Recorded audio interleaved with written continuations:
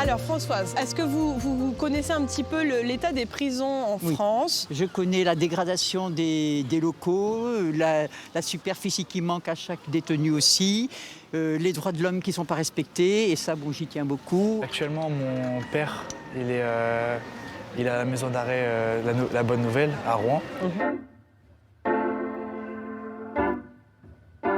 C'est très, très mauvaise qualité, les murs, la moisissure, tout ça.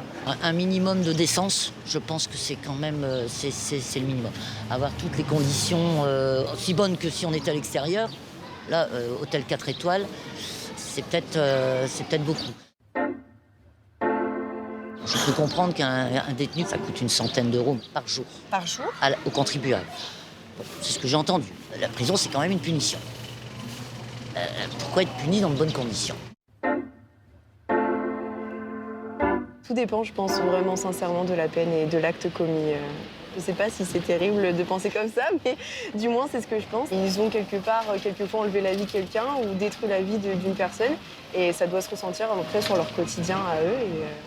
Et voilà. Une prison correcte, c'est une prison qui a une nourriture saine. Il y a des draps, les draps sont changés, pas de moisissure surtout. L'eau, elle est bonne parce qu'il m'a dit que l'eau là-bas, il y a un goût bizarre.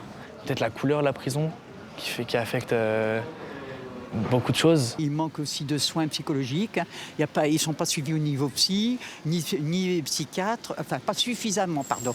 Il manque des éducateurs, des gens qui leur réapprennent aussi ce qu'est une vie normale pour une intégration possible en sortant de prison. Est-ce que vous pensez qu'on devrait mettre plus de moyens pour avoir plus de prisons ou pour pouvoir mieux les entretenir? Je pense que c'est pas une priorité.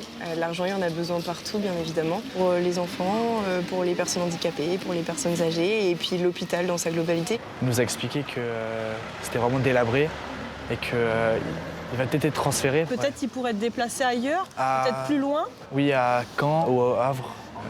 Je pense que ça pourrait être mieux pour lui. Même si ça fait plus loin pour nous, c'est pas grave. On ferait quand même le trajet pour aller les voir.